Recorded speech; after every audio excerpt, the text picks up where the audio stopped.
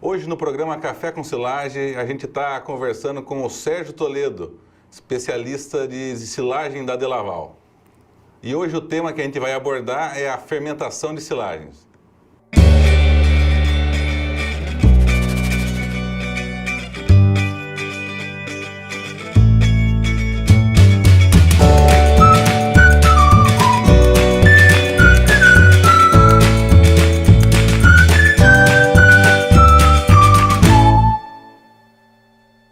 Sérgio Toledo, eu queria agradecer a sua presença aqui no nosso programa Café com Silagem e a gente falar um pouquinho sobre fermentação.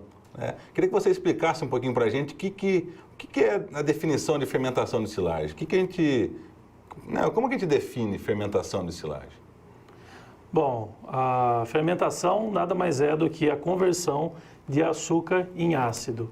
E quando nós falamos em processo de ensilagem, é por meio de bactérias o açúcar solúvel da planta ser transformado em ácidos orgânicos, que seja ácido lático, propiônico, acético ou butírico, mas simplesmente a conversão de açúcares em ácidos. O objetivo disso é derrubar o pH da massa e preservar os nutrientes por meio da acidez. Certo. E quando a gente fala um pouquinho sobre fatores que vão definir a qualidade da silagem, eu queria que você comentasse com a gente quais seriam os fatores, por exemplo, que contribuem para a gente obter uma silagem de qualidade satisfatória. Bom, falando a respeito da fermentação, basicamente uma planta, para fermentar bem e fornecer uma silagem de boa qualidade, ela precisa ter 3 fatores. Teor de matéria seca, pelo menos 30%. Teor de carboidratos solúveis acima de 10% da matéria seca. E o poder tampão abaixo de 3% da matéria seca. Quando nós temos esse conjunto, nós promovemos uma silagem de boa qualidade.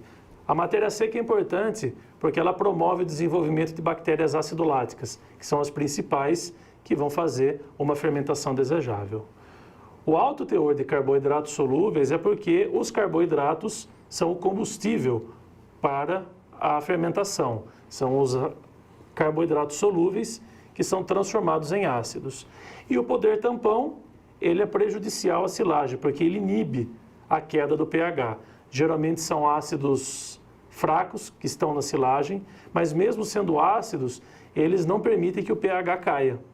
Então a massa dificilmente alcança um pH desejável e isso promove então o crescimento de outros micro-organismos que são indesejáveis no processo de ensilagem. Interessante quando a gente fala um pouquinho de processo de fermentação indesejável. A fermentação indesejável é uma fermentação que a gente frequentemente encontra nas propriedades do Brasil.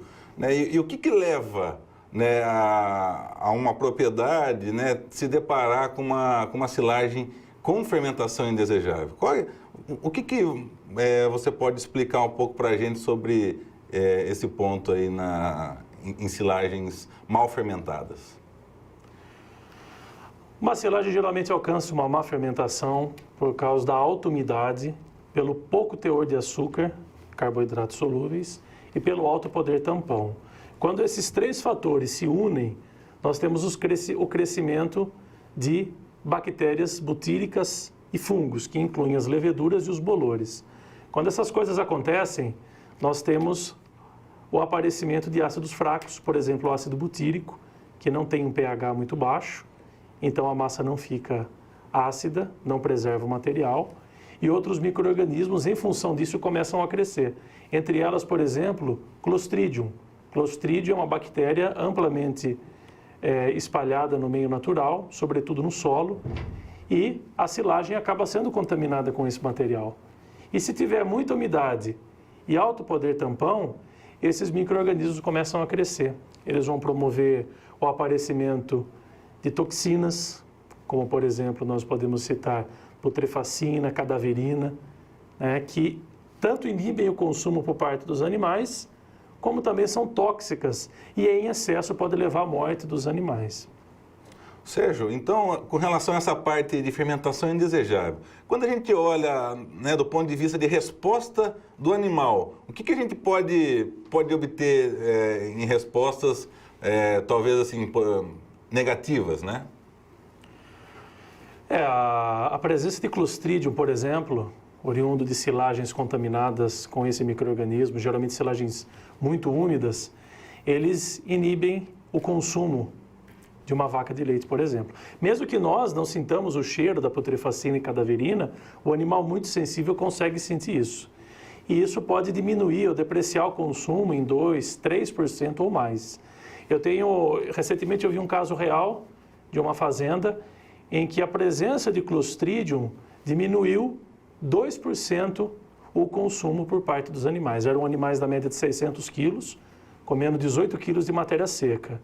Como a conversão alimentar dos animais para 27 litros era de aproximadamente 1,5, caindo 2% o consumo, esses animais estavam deixando de comer apenas 360 gramas de dieta por dia, o que correspondia a 540 ml de leite por dia. Como ele tinha 100 vacas, eram 54 litros a menos no tanque por dia, simplesmente em função da contaminação de Clostridium, coisa que muitas vezes o produtor não consegue perceber. Realmente é bastante importante esse ponto de qualidade de fermentação. Sérgio, eu gostaria de agradecer a sua presença aqui no Café com Silagem e faço convite aí para você voltar mais vezes com a gente aí para poder falar um pouco mais aí da experiência sua no campo. Muito obrigado. É um prazer, obrigado. Então é isso, pessoal. Espero que vocês tenham gostado da nossa entrevista de hoje.